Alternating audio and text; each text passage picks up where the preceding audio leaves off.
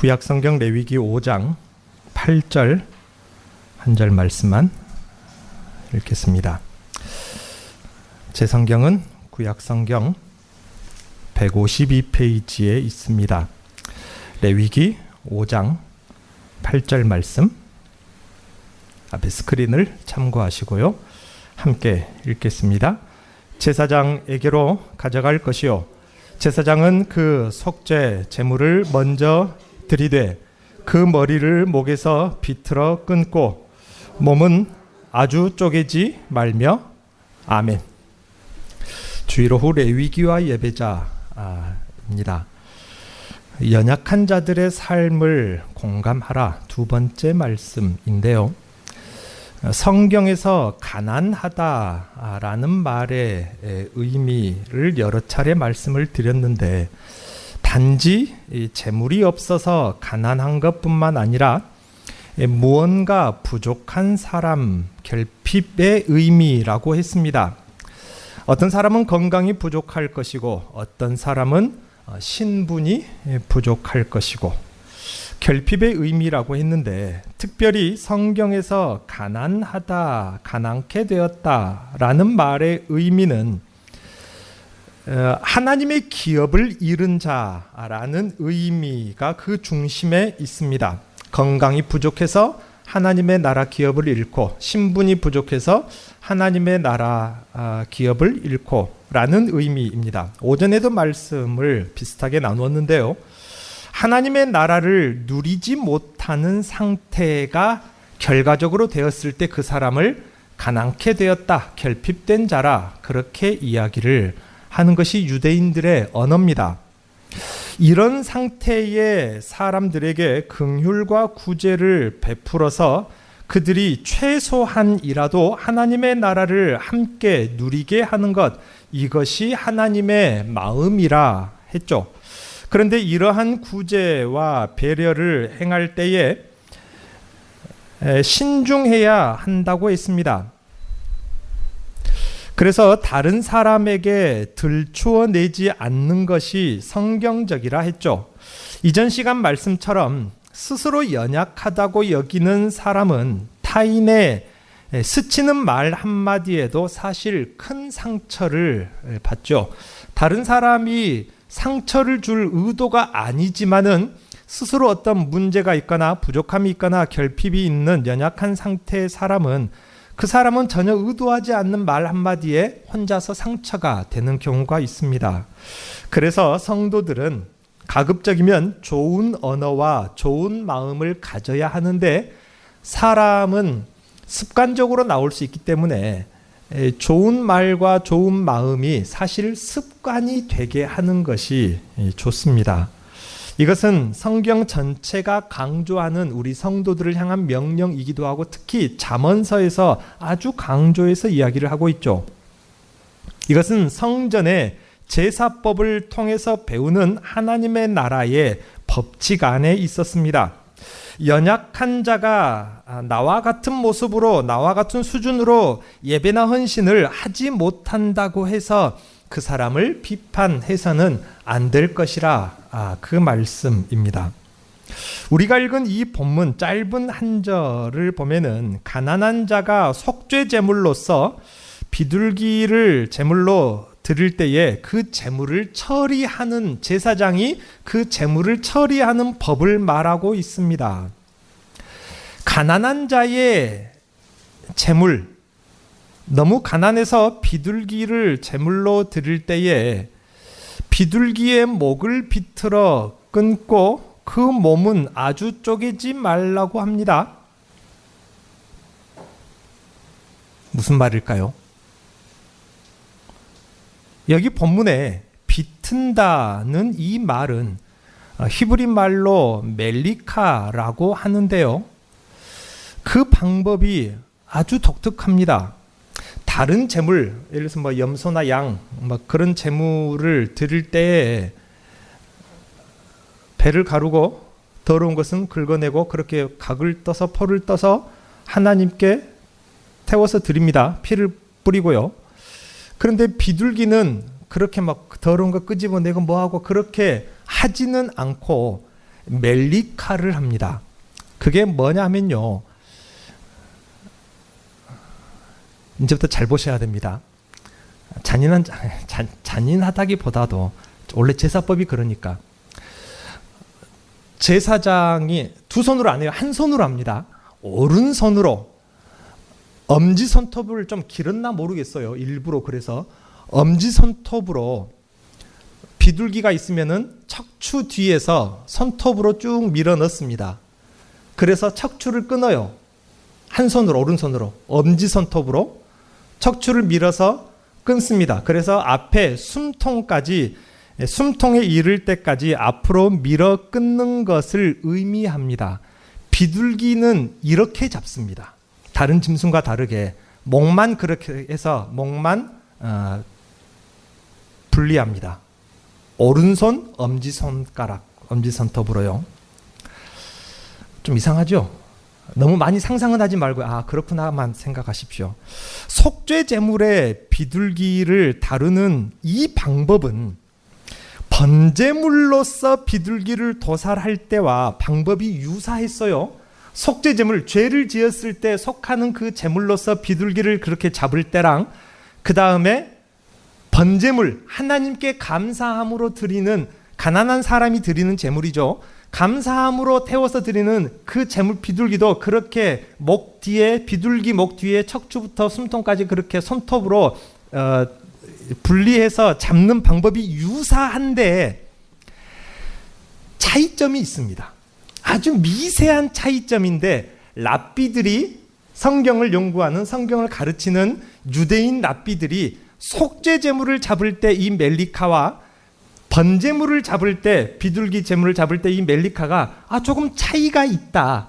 그런데 그 차이가 하나님의 마음을 나타내는 아주 중요한 부분이다라고 랍비들이 차이점을 찾아냈습니다. 그래서 의미를 연구했는데, 번제물로서 하나님께 감사해서, 너무 기뻐서, 좋아서, 좋은 의미로 하나님께 제물을 드리는데, 가난한 사람이 드리니까요, 비둘기 제물을 잡을 때에, 목을 비틀어 끊을 때에 아예 끊어버립니다. 몸통과, 자꾸 이해하십시오. 원래 그렇습니다. 비둘기, 여러분 집에서 닭 잡을 때도 그렇게 잡죠. 탁 쳐가지고 한 방에 목 분리하죠. 그렇기도 하니까 우리도. 자꾸 제가 막 비둘기 목을 뜯어내네, 손톱으로 뭐 어떻게 하냐 하니까 되게 좀 이상한데, 아무튼 번제물을 잡을 때 비둘기 제물은요, 그렇게 엄지손톱으로 목을 아예 분리합니다. 몸통하고. 그래서 제단 불에 던져서 넣습니다.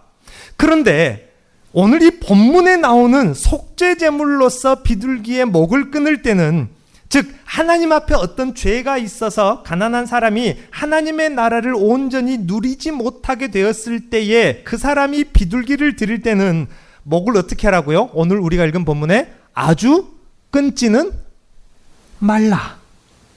아예 그냥 이단 분리해버리지 말라, 그 말입니다. 어떤 죄예요? 속죄제물로 하나님 앞에 비둘기를 드리는 사람의 그 제물에는. 문제는 번제물로서 비둘기 제물은 기쁘고 즐거움으로 드리는 헌신이기 때문에 비둘기의 목을 완전히 분리해낸다고 해도 드리는 사람의 감정의 문제에 아무런 문제가 생기지 않습니다. 아무런 상처가 없다, 그 말입니다. 분리를 하든 합치든. 그런데 속죄제물로서 비둘기를 드릴 때는 그 사람의 심정이 어떤 심정입니까? 죄책감으로 하나님 앞에 나왔습니다. 부끄러움으로 나왔습니다. 그럼에도 불구하고 하나님께 염소의 제물, 황소의 제물을 드려서 속죄제물을 드리면 좋겠지만은 너무도 가난한 상태에서 드리지 않으면 안 될, 그나마라도 비둘기밖에 못 드리는 그 제물이라는 자격지심으로 하나님 앞에 나오는 연약한 사람이 있다, 그 말입니다. 그 때문에 비둘기 머리를 완전히 분리해 버리면은 그 모습을 지켜본 그 연약한 죄인 말입니다. 자칫 그 모습이 흉하게 보일 수도 있고, 왜냐하면은 하나님께 드리는 모든 짐승의 제물은 자기 자신의 분신을 의미하거든요. 그래서 흉하게 보일 수도 있고, 그 마음에 내가 가난해서 내 재물도 저렇게 취급을 받는 것인가? 라고 상처를 받을 수도 있다는 것입니다. 그래서 하나님께서는 속죄 제물로서 가난한 자가 드리는 비둘기 제물은 목을 아주 끊지 않게 하신 것이 아니냐라고 랍비들이 그렇게 이 말씀, 우리가 읽었던 이 말씀을 해석을 그렇게 해 놓았습니다. 그리고 후대로 계속해서 그렇게 말씀을 가르치고 유대인들은 그렇게 배워왔겠죠. 어쩌면 우리는 연약한 자들의 자격지심이라 치부할 수도 있습니다. 그 사람들이 괜히 자기 자격지심 때문에 그렇게 생각할 수 있지. 우리는 그 심정이 안 돼봐서 그 작은 것 하나 때문에 상처받는, 우리는 자격지심으로 그렇게 치부해버릴 수도 있지만은 그 심정을 모르는 법입니다. 하지만 성경은 오히려 그들의, 그 연약한 자들의 섬세한 마음, 섬세한 감정까지도 다 보호하고 있음을 우리는 보아야 한다, 그 말씀입니다. 연약한 자들의 자존심도 중요하지만 굳이 그렇게까지 해야 할까라고 생각이 들 수도 있지만 정작 하나님의 마음은 그렇지 않은 것 같습니다. 하나님의 마음은 굳이 그렇게까지 하고 싶은 것입니다. 연약한 자들의 그 마음에 상처가 안 되게 말입니다. 말씀의 제목처럼 연약한 자들의 삶과 마음의 공감 능력을 말하고 있는 것입니다. 그래서 실제로 가난한 자의 속죄 제물인 비둘기를 다루는 제사장은 번제물의 비둘기를 다룰 때보다 훨씬 더 신중했고 정성을 다했다고 합니다. 교회 안에도 이렇게 연약한 자들이 있습니다. 어쩌면 세상에서보다 교회 안에 연약한 자들이 더 많습니다. 세상 여기저기 어떻게 답을 못 찾고 해결이 안 되니까 결국 신의 도움을 받기 위해서 교회로 나오는 사람들이 많지 않겠습니까? 그래서 퍼센트를 따지면 교회 안에 가난하거나 몸이 안 좋거나 여러 가지 문제, 연약한 자들이 많습니다. 심리적인 문제가 있는 사람도 교회로 오고 정신적인 문제가 있는 사람도 자식을 데리고 교회로 오는 경우를 많이 봤습니다. 혹시라도 내 아이가, 그 아이가 몇 살이겠습니까? 정신적으로 문제가 있는 아이? 36, 40입니다. 노부모가 혹시라도 기도를 받으면 나으려나. 그래서 교회로 옵니다. 또 그래야 맞고요. 장애를 가진 사람, 남편이나 아내, 자녀의 문제가 있는 사람, 사회적인 문제가 있는 사람, 그리고 범죄 이력이 있어서 사회적으로 적응하고 싶어도 적응할 수 없는 사회 구조 속에서 소외된 사람 등등 많은 문제를 안고 교회로 옵니다. 하나님의 은혜, 그 하나만을 바라보고 교회에 나오는 사람들이 많이 있습니다. 성경은 이 사람들의 자존심에 상처를 입지 않도록 힘써야 할 것을 분명히 말하고 있는 부분이라 랍비들도 그렇게 해석했고 제가 보아도 그 랍비들의 해석이 맞습니다. 그들의 자존심은 사소한 말 한마디에 심지어 말하지 않는 묘한 그 기류, 분위기에도 상처를 입습니다. 연약하다고 해서 너무 깊게도 아니고 또 너무 가볍게도 아닙니다. 평범한 듯 평범하지 않은 듯 배려가 필요한 사람들이 참으로 많습니다. 물론 어렵죠.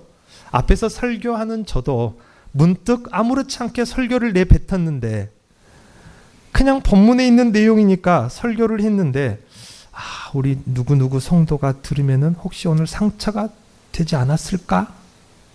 하고 조심스럽게 설교가 끝나고 예배가 끝나면요 제 아내에게 물어봐요. 혹시 그렇게 그분이 듣지 않았을까? 성경에 있는 내용 있는 그대로 말했는데 내가 너무 그 부분을 말해버렸나 모르겠다. 얼마나 조심스럽고 미안한지 몰라요. 그럼 또 기도하죠. 하나님, 제가 의도치 않았지만은 본의 아니게 자꾸 그분의 민감한 부분을 제가 건들게 되었습니다. 일은 제가 저질렀지만 뒷수습은 하나님이 좀 해주십시오. 라고 또 기도를 안 할 수가 없어요. 저도 어렵습니다. 그러니 우리는 지혜를 구하고 혹여라도 우리가 실수를 하게 되지 않았을까 그 실수의 만회를 위해서 하나님께 부탁하고 기도를 해야 하는 부분입니다. 우리가 말씀에서 봐야 할 중요한 것은 이것입니다. 하나님은 얼마나 세심하게 그들을 배려하고 계시는가.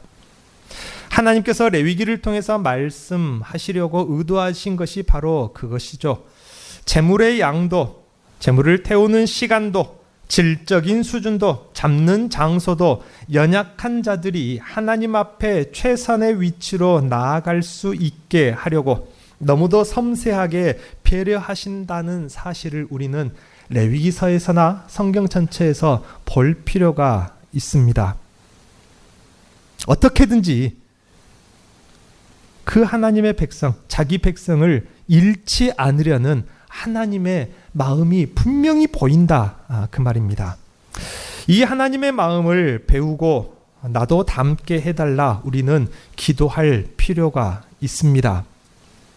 우리 교회는 그렇지 않은 듯하지만 많은 교회들 그 안을 살며시 들여다보면은 실제로 그렇게 함부로 대하고 함부로 말하는 경우가 너무 많습니다. 따로 모이면은 오늘 말씀의 은혜는 이런 것이지, 그렇게 서로 잡담을 하고 대화를 하면 얼마나 좋겠습니까? 많은 따로 어떻게 다락방이나 기타 등등 따로 사랑방 같은 데서 모이면은 너무나도 쉽게 남 이야기를 합니다. 처음에는 흉보려고 모이고 꺼낸 것은 아니죠. 그냥 누군 이렇다대. 그냥 이야기가 오고 가다 보면은 말 실수를 하게 돼 있죠. 쉽게 남 이야기를 하는 경우가 많은데 남말하기를 너무 좋아하지 마십시오. 결코 좋은 일이 아닙니다. 어떤 연약한 자가 같은 성도들의 말과 행동 때문에 상처를 입고 그 자리를 견디지 못하고 교회를 옮기거나 결국 교회를 떠나게 되었다는 이야기를 어렵지 않게 들을 수가 있습니다. 그렇게 하나님의 나라를 잃게 된다면 고의가 아니었다 할지라도 그것은 아주 큰 잘못이 될 수도 있습니다. 예수님께서는 작은 자, 소자 하나에게 하는 것이 주님께 하는 것과 같다고 했습니다. 작은 자 하나를 잃어버리는 것, 그를 실족해 하는 것이 천국에서 큰 죄가 될 수도 있다는 이 주님의 엄한 경고를 우리는 항상 마음에 두어야 합니다. 하나님은 하나님 앞에 죄인이 되고 연약하여 하나님의 나라를 누릴 수 없는 바로 나 자신을, 천국 앞에 가난케 된 나 자신을 위해서 하나님의 아들 독생자의 생명까지 내어주시면서 나에게 사랑과 긍휼을 베푸셨습니다. 하늘 보좌에 계셨던 주님은 낮고 천한 나와 같은 모습으로 오셨고 나와 같은 고통과 죽음, 나와 같은 하나님이 버리시는 지옥의 형벌을, 그 고통을 친히 담당하시고 느끼시면서 대가를 치루어 주셨습니다. 하늘의 하나님이 나의 상태를 친히 헤아려 아셨기 때문입니다. 나의 상태를, 이 지극히 연약하고 부끄러운 내 상태를 하나님이 헤아려 알아주지 않았다면 하나님이 뭐 하려고 그렇게까지 하셨겠습니까? 하나님의 아들이 나의 죄와 형벌을 친히 헤아리시고 담당해 주셨다는 사실을 우리는 믿고 기억해야 합니다. 이처럼 하나님의 나라와 복음은 하나님의 나라를 누릴 수 없게 된 연약한 자들이 어떠한 경우에라도 하나님의 나라를 잃지 않도록 그 마음을 헤아리고 긍휼과 사랑을 베푸는 것, 이것이 바로 하나님의 나라의 복음의 핵심입니다. 그러므로 오늘날 우리는 한 형제된 성도들의 연약함과 허물을 돌아보며 손가락질하고 험담하고 책망하기를 먼저 하는 것이 아니라 그들의 마음과 삶을 섬세하게 이해하려는 목적으로 바라보아야 합니다. 이해는 가진 사람, 넉넉한 사람, 여유 있는 사람이 이해를 해줄 수 있고 헤아려 볼 수가 있는 법이지, 여유가 없는 사람이 이해를 만들어낼 수는 없는 것입니다. 우리 안에 누구라도 하나님의 나라 공동체, 그리고 이 예배 안에서 그들이 담대하게 기쁨을 누릴 수 있도록 여러분 기도해 주시고 함께 다 같이 힘써 주시기를 바랍니다. 기도하겠습니다. 하나님 아버지, 감사합니다. 하나님께서 아무리 죄를 지었어도 하나님 백성들의 그 부끄러움과 그 연약한 마음, 막막한 마음, 답답한 마음, 불안하고 또 두려운 그 모든 마음을 이리도 섬세하게 헤아리시려 하시고 알고 계시는 것을 말씀 가운데 보았으니 우리도 그 하나님을 따라서 그렇게 배려할 수 있는 우리의 언행 심사가 습관이 될 정도로 성령께서 가르쳐 주실 뿐만 아니라 혹여 우리가 내가 그렇게 연약하게 되었다 할지라도 담대하게 하나님 앞에만큼은 나아갈 수 있는 은혜와 그 길을 밝히 비춰 보여 주옵소서. 감사드리며 예수님의 이름으로 기도하옵나이다. 아멘.